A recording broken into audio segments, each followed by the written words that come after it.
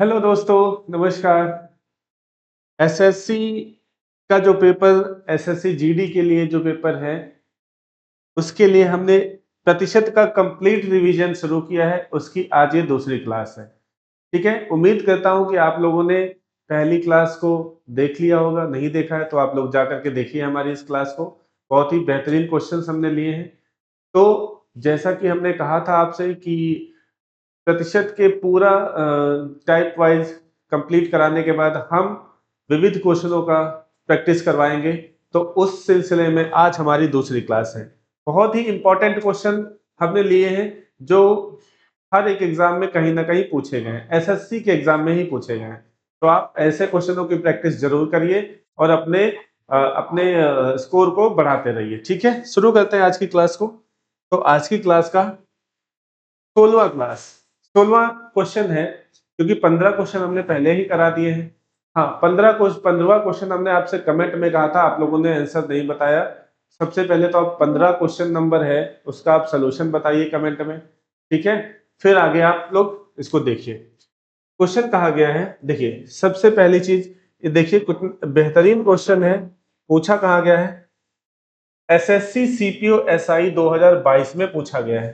ठीक है, क्या कह रहा है क्वेश्चन, एक विधानसभा चुनाव में एक उम्मीदवार को कुल वैध मतों का, ये बात ध्यान रखिएगा, कुल वैध मतों का 60% प्राप्त हुआ। कुल मतों का 2% क्या हो गया, अवैध हो गया। आपको एक चीज पता है कि जो भी मत डाले जाते हैं वो 100% होते हैं। अगर कुछ लोग नहीं डालने गए तो उसमें से हम लोग माइनस कर देते हैं। ठीक है ना, तो हम ऐसा मान लेते हैं कि हमारे जो मतदाता मतदाता हमारे जो भी है वो क्या होंगे, एक्स मान लिया। ठीक है ना, तो अगर मैंने कहा एक्स मतदाता थे, ठीक, उसमें से 2% ने अपना मतों का प्रयोग नहीं किया, तो मुझे बताओ कितने लोगों ने मतों का प्रयोग किया है, 98%। ठीक है, अब क्वेश्चन ये है कि ये वैध मतों में से एक उम्मीदवार को 60% प्राप्त हुआ कुल मतों का। यदि मतदाताओं की कुल संख्या, ओहो पर मतदाता दे रखा है, मतदाता दे रखा है तो इसको जरूरत नहीं है। तो 1,50,000 1,50,000 टोटल मतदाता थे। इसका 2% ने अवैध हो गए, इसका 2% अवैध हो गए। तो अगर अवैध हो गए 2% तो बचे कितने, 98%। 98% का मतलब बटे 100। ठीक है, 98% बच रहा है। यदि मतदाताओं की कुल संख्या, तो उस उम्मीदवार के पक्ष में डाले गए वैध मतों की संख्या क्या होगी। ठीक है, तो वैध मतों की संख्या अगर देखा जाए, यहां से देखा जाए, तो ये वैध मतों की संख्या क्या होगी, 60%। अब जानते हो आप लोग 60% का मतलब क्या होता है, 60% का मतलब होता है 3/5। इस 60% को हम लोग लिख सकते हैं 3/5। तो देखिए जरा, तो जो हमारा आंसर होगा वो इसी के मल्टीपल से होगा। जो कटने वाला है काट दीजिए। देखो, ये 2 जीरो से यहाँ के 2 जीरो कट जाएंगे, 5 से कटेगा, 5 या 15, यानी बचेगा 300। 300 का जब 3 में गुणा करेंगे तो हो जाएगा 9, 3 तरह का 9, 900।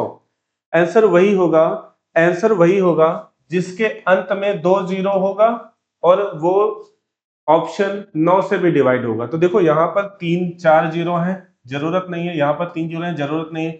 यहाँ पर ही सिर्फ 2 जीरो है। क्या ये 2 जीरो है लेकिन बचा हुआ 9 से डिवाइड है, तो 6 4 10 8 18, हाँ बिल्कुल डिवाइड है। यहाँ पर देखा जाए 8 2 10 8 18, तो ये दोनों ही आंसर हो सकते हैं। तो अब हमें क्या करना होगा, इनका मल्टीप्लाई करा लेना होगा, यानी कि ये जो हो जाएगा 300 गुणे 98, 98। ठीक है ना, देखो 2 जीरो, 3 अठे 24 का 4, 3 अठे 24 का 4, हाथ में 2, 3 27, हाँ सॉरी, नहीं 900 है, 9 अठे 72, 9 अठे 72 का 2, हाथ में 7, 9 9 81 और 7 88। तो आपका जो आंसर है कौन सा ऑप्शन हो जाएगा, ऑप्शन नंबर डी इसका सही जवाब हो जाएगा। ठीक है, तो ये एक लाइन में आपका आंसर हो जाएगा, बहुत ही अच्छा, बहुत ही शानदार तरीके से। ठीक है, अगले सवाल पर आइए। अगला सवाल क्या कह रहा है, एक स्कूल छात्र 40% छात्र गणित में उत्तीर्ण हुए। एक स्कूल में 40% छात्र गणित में उत्तीर्ण हुए, 50% अंग्रेजी में उत्तीर्ण हुए और दोनों उत्तीर्ण विषयों में दोनों विषयों में उत्तीर्ण छात्रों की संख्या कितनी है, 140। क्या दिया हुआ है, ये हमारे पास लोग हैं, पास छात्र कितने हैं, 140 दिया हुआ है। तो हमें बताना क्या है, छात्रों की, स्कूल में छात्रों की संख्या ज्ञात कीजिए। तो ऐसे सवालों को सॉल्व करने का बहुत ही बेहतरीन शानदार तरीका क्या है, आप वेन डायग्राम से क्वेश्चंस को करिए। वेन डायग्राम क्या होता है, देखिए वेन डायग्राम, हमने एक सर्कल ले लिया और हमने इस सर्कल में कहा ये हमारे जो है मैथ के स्टूडेंट हैं, और एक सर्कल हम ले लेंगे अंग्रेजी का, एक सर्कल ले लेंगे हम लोग अंग्रेजी का, इंग्लिश का, ठीक है। अब अगर मैं कहूं कुछ छात्र ऐसे हैं जो दोनों में है, तो क्या ये वेन डायग्राम बनेगा, नहीं बनेगा। तो हमें एक वेन डायग्राम ऐसा बनाना होगा जो ओवरलैप करेगा, ठीक है ना, ये बात हो गई। और ये किसका होगा, ये दोनों का होगा, ये दोनों का होगा। अब बात ये है कि इस सवाल में कहा गया है कि दोनों विषयों में पास छात्रों की संख्या कितनी है, 140। अगर यहां पर 140 पास छात्रों की संख्या है, जबकि दोनों विषयों में अनुत्तीर्ण छात्रों की संख्या कितनी है, 30%। तो मैं यहां पर दोनों में फेल का डेटा ही ले लेता हूं, ठीक है। अगर दोनों में फेल की बात किया जाए, 30% दोनों में फेल है, मैंने यहां पर रख दिया। तो अब यहां पर हमें हर जगह पर फेल डेटा लेना होगा, यानी यहां भी फेल डेटा लेना होगा और यहां भी हमें फेल डेटा लेना होगा, ठीक। तो मैथ में अगर 40% पास है तो फेल कितने होंगे, आप कहोगे सर 60%, बहुत अच्छी बात है। यहाँ पर 50% अगर पास हुए हैं तो पास कितने, फेल कितने होंगे, 50%। हमें इस वेन डायग्राम में इस सर्कल में 60% करना है। पहले से इस सर्कल में देखो कितना है, 30% है। 30% तो पहले से ही, मैं अगर इसमें 30% और जोड़ दूं तो ये कंप्लीट हो जाएगा सर्कल। ऐसे ही इस अंग्रेजी वाले में अगर देखा जाए 50% है टोटल, अगर मैं इसमें 20% ऐड कर दूं तो ये डेटा जो है पूरा फेल वालों का हो जाएगा, यानी 30 30 60 20 80, 80% छात्र क्या हो जाएंगे, फेल हो जाएंगे, फेल हो जाएंगे। तो पास कितने हो जाएंगे, आप कहोगे सर 20% क्या हो जाएंगे, पास हो जाएंगे, 20% पास हो जाएंगे। अच्छा, 20% की संख्या कितनी है, 140। अगर 20% की संख्या 140 है तो बताइए 100% की कितनी हो जाएगी, आप कहोगे सर दोनों तरफ 5 से गुणा कर दें, दोनों तरफ 5 से गुणा कर दें तो हमें मिल जाएगा 100%। तो 100% की संख्या कितनी हो जाएगी, 700। ऑप्शन नंबर बी इसका सही जवाब हो जाएगा। ठीक है दोस्तों, बोलो क्या आपको ये बात समझ में आई, चलिए बहुत अच्छी बात है। चलिए अगले सवाल पर लिखिए। अगला सवाल क्या कह रहा है, यदि रवि की आय का 30% सुरेश की आय का 40% के बराबर है, ठीक है, चलिए लिख लेते हैं। तो रवि की आय का 50% सुरेश की आय का कितने प्रतिशत के बराबर है। देखो भाई, यहां से हमेशा याद रखना, जहां पर भी तुलना करी जाएगी, जहां भी तुलना करी जाएगी, जैसे रवि की तुलना करी गई है, किससे करी गई है, सुरेश से, तो जिसको भी तुलना किया जाता है वो ऊपर रहता है, और जिस व्यक्ति से तुलना किया जाता है उसको हम लोग डिनोमिनेटर में रखते हैं। इसे बोलते हैं अंश और इसे बोलते हैं हर। अंग्रेजी में इसे बोलते हैं न्यूमरेटर और ये डिनोमिनेटर। तो क्वेश्चन में कहा गया है रवि की आय का 30%, तो हम लिख लेते हैं सवाल में, रवि रवि की आय का 30% बराबर है सुरेश की आय के 40% की। देखो यहां से सारी चीजें कटने वाली हैं, क्या कटने वाला है, ये जीरो से ये जीरो और परसेंट कटेगा, यानी रवि कितना है, 4। रवि का रेशियो में मान है 4 और सुरेश का रेशियो में मान है 3। और बताना हमें क्या है कि रवि आय की आय का 50%। अगर रवि की आय 4 है तो रवि की आय का 50% कितना हो जाएगा, तो आप कहोगे सर 2 हो जाएगा। और इसका किससे बताना है, सुरेश की आय से परसेंटेज बताना है, तो बटे सुरेश कितना है, 3। अब आपको एक नंबर मिल गया है फ्रैक्शन में 2/3। 2/3 फ्रैक्शन आप जानते हो किसकी होती है, 66 सही 2/3% की, 66 सही 2/3% की, यानी ऑप्शन नंबर ए इसका सही जवाब हो जाएगा। अगर नहीं आता है तो क्या करेंगे, अगर नहीं ये बात आती है तो इसको 100 से गुणा कर देंगे और प्रतिशत का चिन्ह लगा देंगे, तो ये हो जाएगा 66 सही 2/3%। ठीक है ना, बहुत ही शानदार तरीके से हमने इसका सोल्यूशन निकाल लिया, और ये तरीका सबसे बेस्ट है, बेहतरीन है। ठीक है भाई, चलो आगे सवाल पर आते हैं। आगे सवाल क्या कहता है, एक संख्या में 20% की वृद्धि करने पर वो 140 प्राप्त होता है। भाई संख्या है जो भी होगी वो 100% होगी। देखो भाई, अगर 100% संख्या है, 20% बढ़ाया जा रहा है, तो बढ़कर के संख्या क्या प्राप्त हो जाएगी? आप कहोगे सर 120%। ये किसके बराबर हो जाएगी? प्राप्त संख्या के बराबर, यानी 240 के। तो 1% का मान कितना हो जाएगा? 2। दोनों तरफ 2 जीरो बढ़ा दो तो आप कहोगे 100% बराबर 200। ऑप्शन नंबर फर्स्ट इसका सही जवाब। ठीक है ना? चलो, ये बहुत ही आसान सवाल है, जल्दी इसको कर लेंगे, आगे बढ़ेंगे। एक सेल्समैन, ये बहुत ही इंपॉर्टेंट सवाल एसएससी में खूब पूछा जाता है। ठीक है ना? एसएससी में खूब पूछा जाता है। सेल्समैन, सेल्समैन और कमीशन बेस्ड क्वेश्चन है ये। तो आप मुझे बताइए, क्वेश्चन कहा गया है एक सेल्समैन 15,000 रुपए तक की बिक्री पर 12% का कमीशन देता है, लेकिन 15,000 के से अधिक की बिक्री पर 1% का अतिरिक्त बोनस देता है। उसकी कुल कमाई 7,650 है। देखो, कुल कमाई कितनी दिया हुआ है? टोटल इनकम दिया है 7,650। इसमें कौन कौन सी इनकम है, ये बात अगर आप समझ गए तो सवाल बहुत ही आसान हो जाएगा।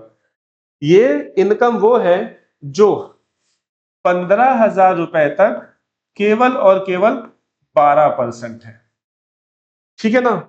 और इससे ऊपर यानी कि 15,000 प्लस पे 1% एक्स्ट्रा बोनस है। यानी कि अगर मैं कहूं इसके ऊपर ये कितना 13% मिलेगा। ठीक है भाई, इसके ऊपर कितना मिलेगा? 13%। अगर ये कहानी पूरे में 13% की होती तो काम बन जाता, है कि नहीं? अगर इसमें पूरे में 13% मिलती, यानी अगर इसमें हम एक्स्ट्रा 1% दे दें तो ये वाला वैल्यू और ये वाला वैल्यू इक्वल हो जाएगा। तो देखो भाई, इस एक्स्ट्रा 1% का वैल्यू कितना हो जाएगा? 15,000 का 1% क्या हो जाएगा? 150। जब हम एक्स्ट्रा दे रहे हैं तो इनकम भी एक्स्ट्रा बढ़ जाएगी ना, तो हम ये कहेंगे इसमें 150 जोड़ देंगे, और जो इनकम होगी वो कितना हो जाएगी? 0, 5 5 10 का 0, 6 1 7 और 1 8 और ये 78। 78 तो हमारी तब हो जाएगी जब हम पहले वाले में भी 1% जोड़ दे रहे हैं। तो इस प्रकार से हमारी टोटल इनकम कितनी हो जाएगी? 13%। 13% बराबर 78 हो गए। तो देखो भाई, कटेगा ना अब, 13 एक कम 13, 13 छह 78, यानी 1% बराबर 600 के। तो 100% हमें क्या बताना? पूरी बिक्री। तो ये क्या हो जाएगा? 2 जीरो इधर भी बढ़ जाएगा, तो आंसर आपका हो जाएगा, क्या हो जाएगा आंसर भाई? बहुत ही अच्छे तरीके से हमने इस क्वेश्चन को लगा दिया है। ऑप्शन नंबर सी सही जवाब। 60,000 रुपए, 60,000 रुपए इसका क्या हो जाएगा? सही जवाब। ठीक है, बहुत ही अच्छे तरीके से हमने इसको समझा दिया। अगर आपको चीजें नहीं समझ में आई तो एक बार फिर से बैक करके देखिएगा, बिल्कुल अच्छे समझ में आ जाएगा। हमने क्या किया है कि 15,000 पर भी हमने 13% किया है, और इसको 13% करने के लिए हमने क्या किया है? ये 1%, ये 1% हमने एक्स्ट्रा दिया है, और इस 1% का वैल्यू ही है 150, और जो एक्स्ट्रा देंगे वो इसकी इनकम में जुड़ जाएगा। ठीक है भाई, चलिए आगे बढ़ते हैं अगले सवाल पर। अगला सवाल क्या है? एक इलेक्ट्रॉनिक घड़ी का मूल्य 25% कम कर दिया जाता है, फिर 50% बढ़ा दिया जाता है। यदि इलेक्ट्रॉनिक घड़ी का परिणामी 7650 है तो इसका मूल मूल्य, तो इसका मूल कीमत बतानी है। मूल कीमत भाई हम मान लेते हैं मूल कीमत x है। तो x हमारी इनकम है, सॉरी इनकम कह रहे हैं, मूल कीमत है। अब इसमें 25% कम कर दिया गया। अच्छा, इस 25% को हम लोग लिखते हैं 1/4, और इस 50% को लिखते हैं 1/2। क्योंकि बढ़ाया गया तो प्लस का होगा, कम किया गया तो माइनस होगा। तो 4 अगर कीमत थी, 1 की कमी कर दी गई, तो कीमत अब कितनी हो जाएगी? 3/4। ऐसे ही अगर 2 कीमत थी, 1 भी बढ़ा देगी तो 3/4 इक्वल टू क्या हो जाएगा? इक्वल टू हो जाएगा 7650। ठीक है, देखो यहां से जो कटने वाला है उसको काट दीजिए। ये पास हो जाएगा 3 3 3 तरह का 9, और ये कटेगा 9 9 अठे 72, 9 अठे 72 बचेगा 4, 9 पछे 45, 9 पछे 45 जीरो। देखो भाई, ये 4 और ये 4 उधर जाके गुणा हो जाएगा। ठीक है ना? ये 4 और 4 उधर जाकर के गुणा हो जाएगा, 3/4, सॉरी ये 3/2 होगा, ये 3/2, ठीक है ना, 4×8, ये 8 उधर जाकर के गुणा हो जाएगा, तो हमारा जो x है वो कितना हो जाएगा 850 × 8। अच्छा, या आप ये भी तो उसको देख सकते थे, आंसर वही होगा जो 8 से डिविजिबल होगा। क्या ये हो रहा है? तो 8 × 64 बटेगा 5, ये नहीं होगा। क्या ये हो रहा है 65, ये नहीं होगा। यहाँ पर ये भी नहीं होगा। देखो अंतिम तीन संख्याएं 8 से डिवाइड होनी चाहिए और ये 8 से डिवाइड है, यही इसका आंसर हो जाएगा, यानी ऑप्शन नंबर बी इसका सही जवाब। 8 से मल्टीप्लाई हो रहा है ना, गुणा भी कर लेंगे तो भी यही आएगा 6800। ठीक है भैया, चलो बहुत ही शानदार तरीके से हम इस क्वेश्चनों को कर रहे हैं। आप भी देखिए, ये क्वेश्चन एसएससी सीजीएल 2024 में पूछा गया है। क्या है? एक कंपनी में सभी कर्मचारियों को समान वेतन मिल रहा है। यदि कर्मचारियों की संख्या 20% बढ़ जाती है और प्रति व्यक्ति उनका वेतन 18% कम कर दिया जाता है, तो कुल वेतन में कितने प्रतिशत की कमी होगी? ठीक है, कंपनी में कुल वेतन का मतलब होता है राजस्व। जब कभी भी राजस्व की बात होगी, जब कभी भी राजस्व की बात होगी, तो आप जानते हो राजस्व क्या होता है? वेतन इनटू कर्मकारों की संख्या।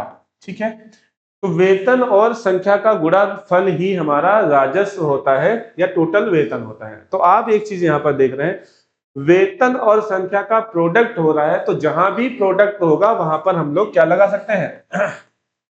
कल बताया था हमने सक्सेसिव मेथड। सक्सेसिव मेथड क्या होता है? R1 plus minus R1 plus minus R2 plus minus R1 R2 upon 100। ठीक है ना, और ये परसेंट में, क्योंकि परसेंट में आंसर बताना है।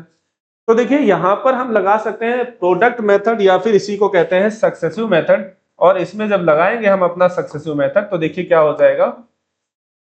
देखो कर्मचारियों की संख्या में 20% बढ़ जाती है, तो देखो 20 माइनस 18% उसके वेतन में कमी हो जाती है, माइनस का 18, प्लस माइनस माइनस हो जाएगा 20 गुणे 18/100। आप देख पा रहे होंगे एक जीरो से ये एक जीरो कट जाएगा। अच्छा, 20 में से 18 जाएगा तो बचेगा 2, माइनस 18 दूना 36 डिवाइड बाई 10 3.6। आप इसको जब सॉल्व करोगे तो 2 में से जब 3.6 जाएगा तो माइनस का आएगा, माइनस का 1.6, और माइनस ये दिखाता है कि कमी हो रही है, चीजें क्या हो रही है? कमी हो रही है। तो हमारा जो आंसर है वो क्या हो जाएगा? माइनस का 1.6%, माइनस का 1.6%, यानी कि ऑप्शन नंबर सी। ठीक है, ऑप्शन नंबर सी, या फिर इसको बी कर दो, ऑप्शन नंबर बी, इसको सी कर दो। ठीक है भाई, ये थोड़ा आगे पीछे हो गया है टाइपिंग में। चलो, तो ये चीजें समझ में आ गई। जब भी राजस्व की बात होगी तो वेतन का जो गुणा होगा संख्या से वही राजस्व होगा। ठीक, चलो अगली बात, अगले सवाल पे आ जाता है। एक वस्तु के मूल्य में 25% की कमी की जाती है और इसलिए व्यय को समान रखने के लिए एक परिवार ने उस वस्तु की खपत में 20 किलोग्राम की वृद्धि कर दी। परिवार की पहले खपत क्या थी? देखो जरा, खपत की बात कर लिया जाए, खपत की बात कर ली जाए या फिर व्यय की बात कर लिया जाए। व्यय का मतलब होता है खर्च। खर्च की बात कर लिया जाए तो आप बताइए, एक व्यक्ति का जो खर्च होता है, व्यय क्या होता है? वो क्या होता है? वो जितना भी खपत करता है उसको अगर मूल्य से गुणा कर दिया जाए, मूल्य से गुणा कर दिया जाए तो भाई यही तो हमारा क्या हो जाएगा? खर्च हो जाएगा, खपत गुणे मूल्य। अब यहां पर एग्जामिनर ने आपसे कह दिया है कि अगर खर्च को क्या कर दिया जाए? फिक्स कर दिया जाए। फिक्स का मतलब क्या होता है? कांस्टेंट कर दिया जाए। अगर ये कांस्टेंट हो गया मेरे भाई, अगर ये कांस्टेंट हो गया तो मुझे बताओ, ये जो खपत है, ये खपत है, ये मूल्य के व्युत्क्रमानुपाती हो जाएगा, या फिर जो मूल्य है वो खपत के व्युत्क्रमानुपाती हो जाएगा। ये बात समझ में आई कि नहीं आई? बोलो भाई, ये बात समझ में आएगी बहुत अच्छे से, बहुत ही शानदार तरीके से। तो कहा गया 25% मूल्य में कमी कर दी गई, जो मूल्य है उसमें 25% की क्या कर दी गई? कमी। इस 25% का मतलब होता है 1/4, कमी की गई है तो माइनस। तो देखो जरा, अगर मूल्य पहले 4 था, एक की कमी मूल्य, अगर मूल्य 4 पहले था एक की कमी हुई तो कितना हो जाएगा, 3 हो जाएगा। ठीक है भाई, बोलो पहले अगर 4 था तो अब कितना हो जाएगा, एक की कमी हो जाएगी तो 3 हो जाएगा। बोलो समझ में आ रहा है ना चीजें, बहुत ही अच्छे से समझते रहिए। क्वेश्चन बहुत ही लाजवाब है और उनका सॉल्यूशन उससे भी लाजवाब। तो आप लाइक तो कर दीजिए कम से कम एक, आप लाइक तो करते नहीं। और छोड़िए, आप लाइक छोड़ो, कमेंट छोड़ो, देखते तक नहीं है ना। अरे पूरा वीडियो देखा करो, ये आपके काम की चीज है। ठीक है, और शेयर वेयर भी कर दिया करो ताकि ये ज्यादा लोगों पर पहुंचे और ये यूट्यूब हम लोगों को प्रोत्साहित करे कि हाँ और वीडियो बनाए ताकि बहुत से लोगों को क्या हो जाए, फायदा हो सके। ठीक है, तो भाई लाइक करो, शेयर करो, कमेंट करो। अब जरा बात कर लेते हैं खपत की। खपत इसका जस्ट रिवर्स हो जाएगा, यानी 3 और 4 का रेशियो बन जाएगा। तो यहां से देखा जाए, अब खपत में क्या हो गई है, वृद्धि हो गई। वृद्धि खपत में इसलिए हुई है क्योंकि कीमत को क्या करी गई है, कमी। कितने की वृद्धि की गई है, आप लोगों के साथ 1 रेशियो की। और केजी में कितना, 20 केजी, यानी ये एक 20 केजी के बराबर होगा। मूल खपत, पहले खपत कितनी थी इसकी, 3 रेशियो। तो मूल खपत कितनी हो जाएगी, 3 रेशियो का मतलब है 60 केजी। यानी जो हमारी मूल खपत है, मूल खपत कितनी हो जाएगी भैया, 60 केजी। मूल खपत कितनी हो जाएगी, 60 केजी, यानी ऑप्शन नंबर फर्स्ट इसका सही जवाब। ये हमारा मूल खपत हो जाएगी, मूल खपत, मूल खपत। ठीक है भाई, चलो बहुत ही अच्छा, बहुत ही बढ़िया, चलो समझ में आ गया। आगे बढ़ते हैं, अगले सवाल की बात कर लेते हैं। अगला सवाल हमारा है, क्या है भाई, देखो जरा। चलो, यदि किसी संख्या के 35% का 20% 240.8 है, तो उस संख्या का 18%, देखो भाई उस संख्या का 18% हमें बताना है। ठीक है ना, उस संख्या का 18% हमें बताना है। तो 18%, देखो अगर मैं 2 सेकंड या 1 सेकंड में क्वेश्चन का आंसर देना चाहूं तो सीधा सीधा संख्या का मतलब 18%, 18 का मतलब है इसमें 9 छुपा हुआ है। 9 छुपा है, आंसर वही होगा जो 9 से डिवाइड होने वाला होगा। देखो चेक कर लो, 6 2 8 1 9, 2 से स्पेस बच जाएगा, नहीं हो सकता। 6 2 8, 3 11 2 13, ये भी नहीं हो सकता। 6 7 2 9 और ये 9, हाँ ये हो सकता है, इसको भी देख लेते हैं। 8 1 9 6 2 8, ये भी आंसर नहीं हो सकता। तो एक ही ऑप्शन आपके पास बच रहा है जो आपका आंसर हो जाएगा। आप पेन फ्री इसको लगा सकते हैं। ठीक है भाई, इसी तरह के बहुत सारे अच्छे सोल्यूशनों के लिए आप वीडियो को लाइक कमेंट शेयर करते रहिए। अच्छा, आपका मन कर रहा है कि मैं इसको करना चाहता हूं, तो यदि किसी संख्या, जब भी संख्या की बात कहें तो आप कह देना x का 35%, 5% होता है 1/20, तो 35% क्या हो जाएगा, 7/20 का 20% यानी 1/5 बराबर 240.8। ठीक है भाई, बहुत बढ़िया। तो यहां से अगर मैं कह दूं, आप इसका दशमलव हटाइए, दशमलव हटाएंगे तो नीचे एक जीरो आएगा, इस जीरो से एक जीरो ये खत्म।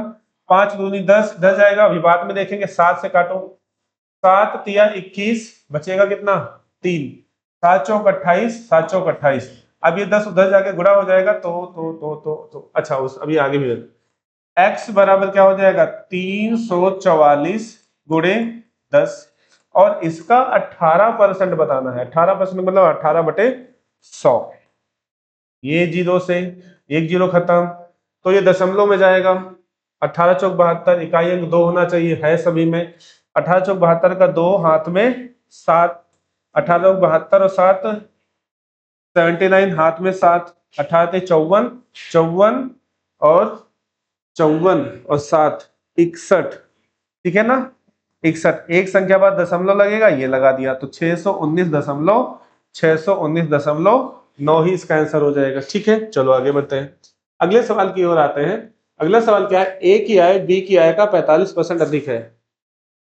अच्छा, चलो, ए की आय बी की आय से 45% अधिक है। चलो इस सवाल को करते हैं। देखो भाई, देखो लिख लेते हैं ए बी सी डी, क्योंकि 4 तत्व है। ठीक है, 4 तत्व है, उन सबका रिलेशन दिया हुआ है। ए की आय बी की आय से 45% अधिक है। इस 45% को लिख सकते हैं 9/20। अगर बी 20 है, समझो जरा, अगर बी 20 है तो ये 9 ज्यादा होगा, यानी ये कितना होगा, 29 होगा। अब सी की बात कर लेते हैं। सी क्या है रहा है? सी की आय ए और बी की आय के योग से 60% कम है। अच्छा, 60% अगर कम है तो होगा कितना? 40%। यानी ए और बी 40% होगा। किसका? सी का। ठीक है, तो देखो इन दोनों का अगर सम करें, इन दोनों का सम करें तो आप कहोगे सर 49 इंटू 40% को लिख सकते हैं 2/5। 2/5 तो हम इसको लिख देते हैं 2/5। ठीक है, अब जो डी है कहा गया? डी। डी की आय सी की आय से 20% अधिक है। सी की आय डी की आय से 20% अधिक है, तो सी की आय देखा जाए तो ये 49 गुणे 2/5 थी इंटू ये कितना हो जाएगा? ये हो जाएगा 20% अधिक, यानी कि 1/5, ये हो जाएगा 6/5।